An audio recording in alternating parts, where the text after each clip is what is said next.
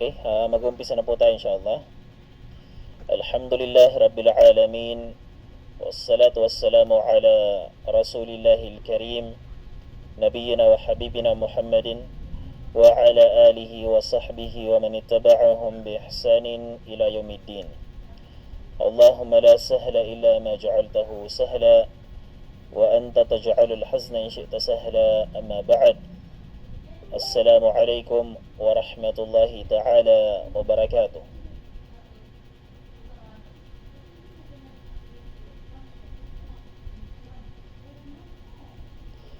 Okay, sa lesson 1 po natin last week ay napag-aralan po natin ang mula sa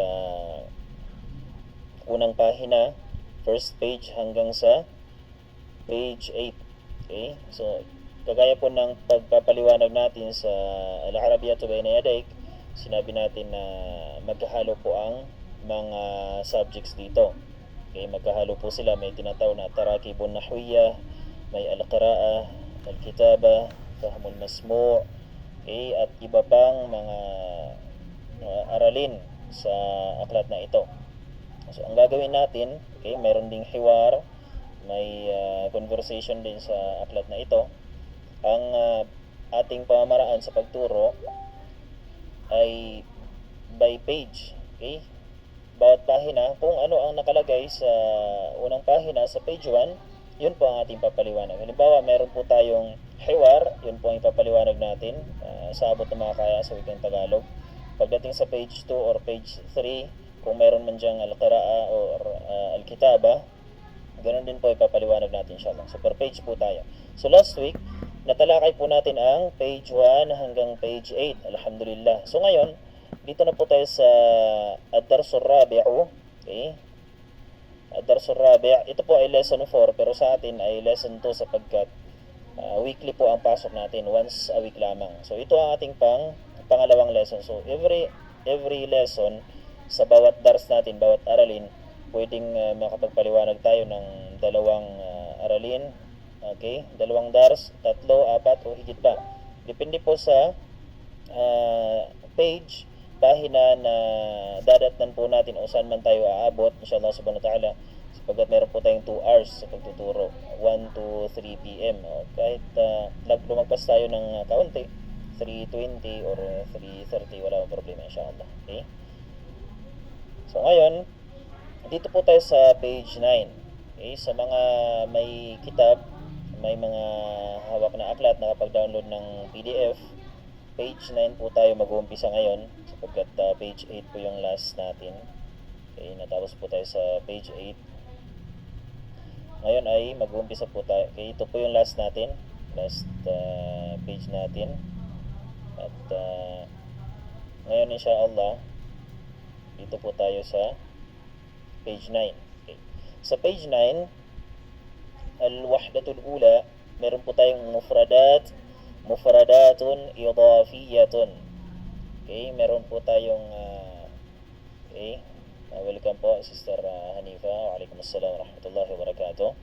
Sa page 9, meron po tayong mufradatun idafiyah. Ibig sabihin, meron po tayong karagdagang mga salita. Okay, karagdagang mga salita, kalimat na matututunan po natin sa araw na ito. Ang iba dito ay alam na po natin, sa mga advanced na may background na nakapag-aral na ng wikang Arabic, ay alam na nila ang mga salitang ito.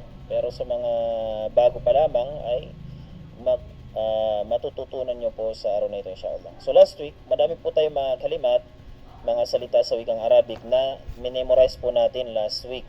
Okay, natutunan natin last week. At ito po ay mga karagdagang kalimat inshallah. So ang instruction po dito ay unzur, okay? Unzur, wastami' wa a'id. Unzur, tingnan po nating mabuti ang larawan na nakalagay po sa ating mga aklat. Kung may ginagamit po kayong PDF ngayon, naka-open kayo ng aklat, page 9, tingin sa screen. Okay, sa screen po natin na nakashare po sa inyo. So ang instruction natin ay unzur, tingnan mo ng mabuti kung ano ang nakalagay na larawan, wastami' at makinig ng mabuti, makinig ng may kasamang konsentrasyon. Okay? Sa kung sino man ang mudarris or muallim na nagtuturo na or nagbabasa ng mga nakasulat dito ng mga kalimat. At pangatlo, wa'aid. Okay? Una, pagmasdang mabuti. Pangalawa, pakinggan ng mabuti. Pangatlo, ulitin lamang. So may babanggitin tayong mga kalimat dito. Una, ay pakinggan muna mabuti habang nakatingin po tayo sa mga screen natin, sa kung ano nakasulat. At after ko pong magbasa, pwede nyo pong ulitin, inshallah subhanahu wa ta'ala. So makikita po natin dito, may mga panulat po na nakalagay dito. Okay? May mga panulat at nilagay din po dito ano ang bilang nila at ano ang mga pangalan ng bilang na iyon. So tuturuan po tayo dito paano tayo magbilang sa wikang Arabic. So nakalagay po dito sa una, dito sa right side, yung unang larawan po dito ay isang panulat at isang piraso lamang po siya. Okay? At ito po ang kanyang numero. Wahid. Ang tawag po sa kanya sa lingwaheng Arabic kapag isa lamang, okay, kung sa wikang Ingles ay one, isa sa Tagalog. Kung sa Arabic po niyan ay wahid. Kung lalagyan po natin ng patinig or vowels ang dal na nakalagay sa dulo, wahidun. Okay, pwede po natin sabihin wahidun. Pero kapag hindi na po natin babanggitin ang nakalagay sa dulo, kasi kadalasan po kapag nagbibigkas po tayo ng mga kalimat, kapag wala po siyang karugtong, siya lang mag-isang salita lamang siya, isang kalimat, isang kalima, or siya yung salita na nakalagay sa dulo ng isang pangusap, pwedeng hindi na po natin bigkasin ang patinig na nakalagay sa kanyang dulo. Kagaya din po sa aya, sa mga verse ng Quran, sa Quran mula sa mga salita ng Allah subhanahu wa ta'ala, kapag tayo ay nagbabasa ng Quran at huminto tayo sa dulo ng isang verse, ng isang aya, ay pwede na po na hindi natin bigkasin ang huling vowel, okay, or huling patinig na nakalagay sa dulo, sa huling letra ng isang aya. Halimbawa sa Suratul Ikhlas, A'udhu billahi minasyaitanir rajim, Bismillahirrahmanirrahim, Qul huwallahu ahad. Qul huwallahu ahad. So doon po nagtatapos sa dal. So ahad. Pero meron po siyang patinig. Ang kanya pong patinig ay dhammatan. Kung ating bibigkasin, Qul huwallahu ahadun. Okay? Pero siya ay nakalagay sa dulo, kaya pwede na po nating hindi bigkasin ang patinig na nakalagay sa dal. Bibigkasin lamang natin siya kung ano ang kanyang tunog. So ang tunog ng dal ay D. Okay, parang letter D sa wikang Ingles. So qul huwallahu ahad. So gaya din po dito, wahid. Pwede nating lagyan ng dhammatan, wahidun, at pwede rin natin sabing wahid. So kung pagmamasdan po natin, ganito po isulat ang number 1 or wahid sa wikang Arabic. At ito po ang kanyang pangalan. Ito po ang kanyang pangalan at ito din po ang kanyang spelling. Wahid. At ang example niya ay ito po, isang piraso lamang. Okay? Isang piraso lamang ng panulat. Dito ay sa pangalawa, so dito ay naging dalawang piraso na. Ibig sabihin ay dalawa na sila. Okay? At example niyan ay number 2. So sa wikang Arabic, ganyan po isulat ang number 2. At ang number 1 or wahid sa wikang Arabic. At ito po ang kanyang pangalan. Ito po ang kanyang pangalan at ito din po ang kanyang spelling. Wahid. At ang example niya ay ito po, isang piraso lamang. Okay? Isang piraso lamang ng panulat. Dito sa pangalawa, so dito ay naging dalawang piraso na.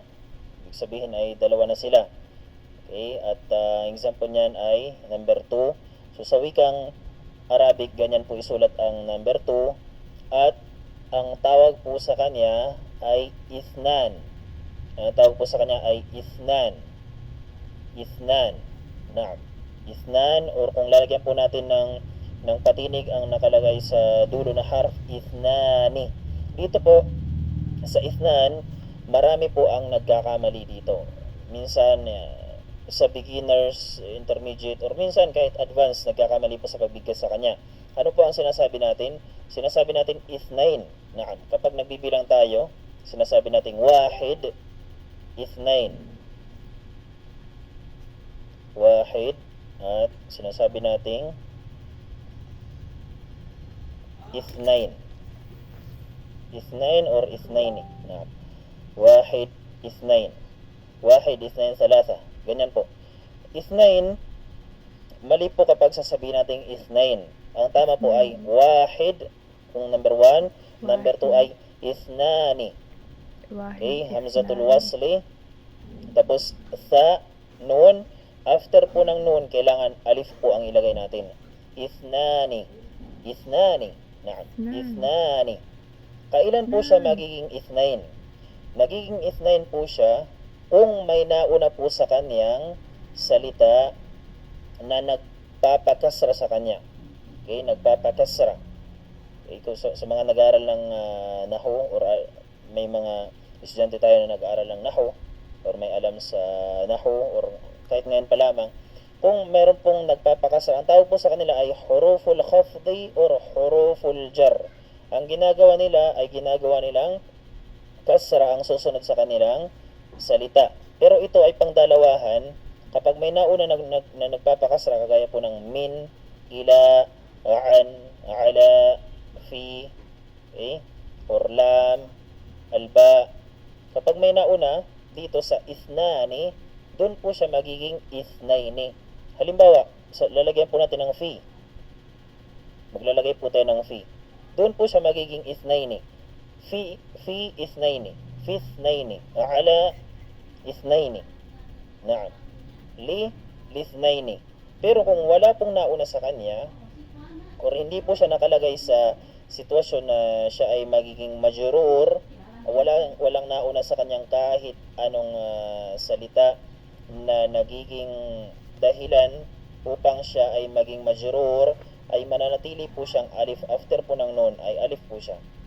So, sasabihin po natin ithnani. Ithnani. Naam. Ithnani. Wahidun, ithnani. Okay? Yun po ang kanyang rule sa wikang Arabic. Number 3. Dito po tayo. Number 3. So, ang example natin ay tatlong larawan po. Tatlong piraso ng panulat. At, tatlong piraso ng panulat. Ito po ang larawan ng number 3 sa wikang Arabic. At ano ang tawag sa kanya sa wikang Arabic? Ang tawag po sa kanya ay thalatha. Okay? Thalatha. Thalatha. Or pwede natin sabihin thalathatun. Naam. Thalathan. Okay? At sunod sa kanya ay 4 na piraso. Ito po ang kanyang larawan, ang number 4 sa wikang Arabic. At ang kanyang pangalan ay arba'ah. Arba'ah or arba'atun. Okay? Kung bibigkasin natin arba'atun, kagaya ng thalatha, thalathatun, at dito arba'atun. Pero kapag hindi po natin bibigkasin, kapag may mga salita na nagtatapos sa ta'ul marbuta at hindi na natin bibigkasin ang patinig na nakalagay sa kanyang dulo, ang ta'ul marbuta ay magiging ha. Magiging ha ang kanyang tunog. Dito, thalathatun. Kung hindi natin bibigkasin, thalatha. Kung hindi natin bibigkasin ang patinig sa dulo, thalatha. Dito, arba'atun. Kapag hindi natin bibigkasin ang patinig sa dulo ng ta'ul marbuta, arba'ah. Naam. Magiging ha ang kanyang tunog sa dulo. So, dito ay 5 piraso. Ito po ang anyo ng number 5 sa wikang Arabic. At ang kanyang pangalan ay khamsa or khamsatun. Naam. So, maaari na po kayong magbilang. Okay, maaari nyo pong ulitin ang aking binigkas kanina. Wahid, ithnan, thalatha, arba'a, khamsa. Kung bibigkasin natin na may halong patinig sa dulo. Wahidun, ithnani, thalathatun, arba'atun, khamsatun. So dito po tayo sa tadrib, pagsasana. Ang aking napanood ay isang leksyon kung nagtuturo dito kung papaano tayo magbilang, magsulat at mag-spelling gamit ang wikang Arabic.